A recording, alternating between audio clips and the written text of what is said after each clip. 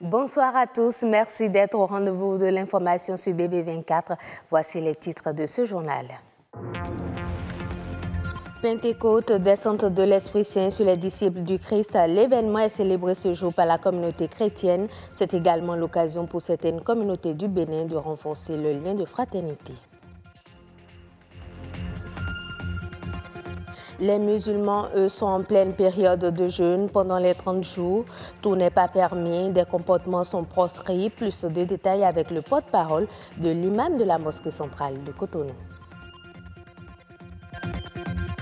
Et puis on ira en France où se tient l'exposition sur le rôle des ouvriers en mai 1968. Cela se déroule aux Archives nationales du monde du travail à Roubaix. Au programme, 5 séquences qui retracent la grève la plus massive de l'histoire française.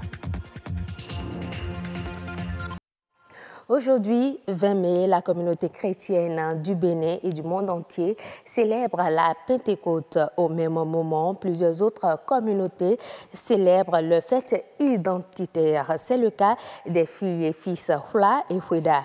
Ils sont actuellement à Grand Popo pour le noviciat Auréole Aïillon Polycarpe Osso. Fête chrétienne, célébrée 49 jours après Pâques et 10 jours après l'ascension de Jésus-Christ, la Pentecôte commémore la descente de l'Esprit Saint sur les apôtres. Pour en savoir davantage, il faut se référer au livre des Actes des apôtres dans les Saintes Écritures. Lorsque vous lisez le livre des Actes, notre Seigneur Jésus, avant de partir, il a demandé à ses disciples de rester ensemble et d'attendre la promesse du Père. Et la promesse du Père, c'est le baptême de l'Esprit Saint. Et donc, lorsque nous recevons le baptême de l'Esprit Saint, nous recevons la capacité de saisir la pensée de Dieu et d'opérer au nom de Dieu dans la cité. La Pentecôte suscite engouement et ferveur dans différents cercles religieux. À côté, l'occasion est saisie par certaines communautés pour leur retrouvailles annuelles. C'est le cas des fils et filles Hula et Hueda qui célèbrent chaque année leur fête identitaire Novicia le jour de la Pentecôte. Ce n'est pas un fait de hasard. C'est une date de l'Esprit Saint qui vient habiter tout le monde et en même temps qui nous incite aussi à l'amour, à la fraternité, au partage. Le 97e anniversaire de Novicia, célébré le 20 mai 2018, est placé à dessein sous le signe du renforcement des liens de fraternité entre les fils et filles Hula et Hueda du Bénin et de la diaspora. Le grand amour doit pouvoir impacter le plus grand nombre et seulement être un amour de repli sur soi-même, sur ses frères directs. L'ouverture, c'est ce que nous demande Dieu, c'est ce que nous demande le Tout-Puissant, le Créateur du monde. Et si Novicia peut y contribuer, c'est déjà une bonne chose. L'ONG Vision Pentecôte est visiblement dans cette logique. Depuis 18 ans, ce creuset organise la Grande Nuit de Pentecôte, un rendez-vous de louange, d'adoration, de prédication et de célébration qui a pour particularité son ouverture au grand public sans distinction d'appartenance religieuse. La Pentecôte n'est pas l'apanage d'un groupuscule religieux. La Pentecôte n'est pas l'apanage d'une dénomination religieuse. C'est la promesse bénie de Dieu pour tous ceux qui devraient le servir dans la cité. C'est le seul moyen de saisir la pensée de Dieu et d'accomplir son dessein dans cette génération. Nous connaissons les choses de Dieu par l'Esprit de Dieu en nous. Et donc, nous devons vivre la Pentecôte. Pour les fidèles chrétiens, la descente de l'Esprit Saint est l'occasion d'authentifier la foi en Christ. Mais la Pentecôte va au-delà d'une fête réservée uniquement aux confessions religieuses. D'une communauté à une autre, les fidèles musulmans étaient nombreux ce vendredi dans les mosquées afin de s'acquitter de leur devoir de ce mois de Ramadan. Occasion pour l'imam de la mosquée centrale de Cotonou de revenir sur les catégories de personnes pour qui le jeûne n'est pas une obligation au cours de ce mois sacré. Suivons ici son porte-parole. Il est au micro de Aliou Alaka et Sylvania Tiano. Dire de mauvaises choses, médire, dire les mensonges, voler, forniquer, tout ce qui est acte mauvais que l'homme connaît et que le bon sens partage, c'est interdit au cours de ce mois. Il y a d'autres personnes aussi pour lesquelles le jeûne n'est pas forcément important. Premièrement, il y a le voyageur, celui qui est en voyage et dont le motif du voyage n'est pas illicite. Deuxième personne, c'est la personne qui est malade. C'est-à-dire qu'au cours du jeûne, vous avez déjà commencé le jeûne le matin et vous sentez qu'il y a un mal qui vous prend. Et dans l'immédiat, si vous ne prenez pas des soins tout de suite, il peut arriver que vous puissiez peut-être succomber de cette maladie-là. Dans ce cas, alors, celui-là, il lui est permis de rompre le jeûne, d'aller se faire soigner afin de retrouver sa santé. La femme qui est enceinte, si elle craint pour la santé de son bébé, également pour sa propre santé, elle n'est pas tenue d'observer le jeûne en ce moment. L'autre personne, c'est la femme qui allait aussi, le vieillard. Un vieillard qui est sous le poids de l'âge ne peut plus supporter le jeûne du matin jusqu'au soir. Toutes ces personnes-là sont des personnes à qui il est permis de ne pas observer le jeûne. Maintenant, il y a d'autres catégories de personnes, surtout les femmes, pour lesquelles c'est déjà interdit d'observer le jeûne. Les femmes qui sont en menstrues ou en louchie, alors elles sont carrément interdites d'observer le jeûne et même de prier. Téléphone portable, encore appelé cellulaire ou mobile, cet outil de communication a révolutionné le quotidien de tous. En effet, le téléphone portable utilise des ondes électromagnétiques qui ne sont pas sans conséquences sur la santé. Jules Akoikou et Yasmine Damata ont cherché à savoir un peu plus sur les pathologies liées à l'utilisation du téléphone portable. 2G, 3G ou encore 4G et bientôt 5G. La révolution du téléphone portable ne cesse d'impressionner ses amoureux. Il passe aujourd'hui d'un simple instrument de communication à un objet à tout faire.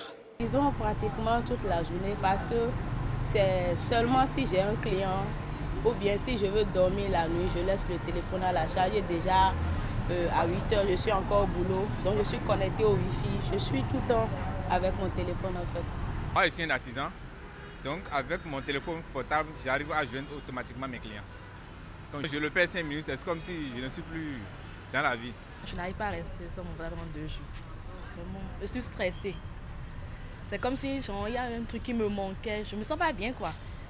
Je me dis qu'il y a des trucs qui partent, des offres d'emploi que je rate, des trucs comme ça, quoi. On arrive aujourd'hui à faire beaucoup plus de choses avec un smartphone qu'on peut le faire sur un ordinateur. Ce qui fait qu'aujourd'hui, moi, mon téléphone est tout le temps près de moi. Un outil de travail, un compagnon.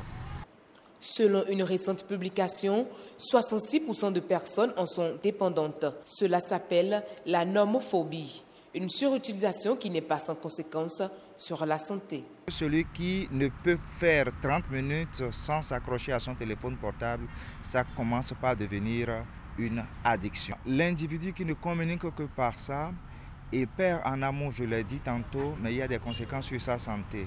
Les ondes émises par ces téléphones peuvent créer beaucoup de dégâts sur le système visuel, mais également sur le système nerveux central. Les effets à long terme de l'utilisation abusive du téléphone portable sur le système nerveux central va se traduire non seulement par le développement de cancer. La maladie de Parkinson, on ne le sait pas encore très bien. Vous savez que c'est une maladie qui, le principal neuromédiateur, c'est la dopamine.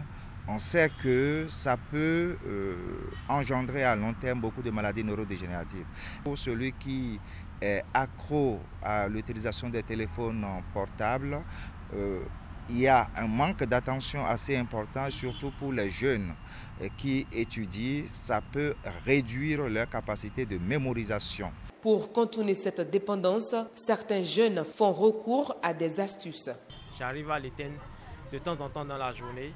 Des fois, quand j'ai envie de faire ma sieste, moi j'éteins le téléphone carrément. Quand tu vas au boulot, par exemple, il y a certains boulots, tu ne dois pas utiliser ton téléphone.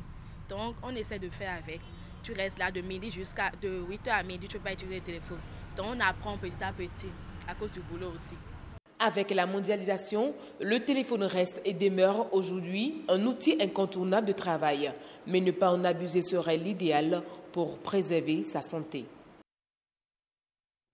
Pour la lutte de tous les travailleurs, non à l'association Capital Travail.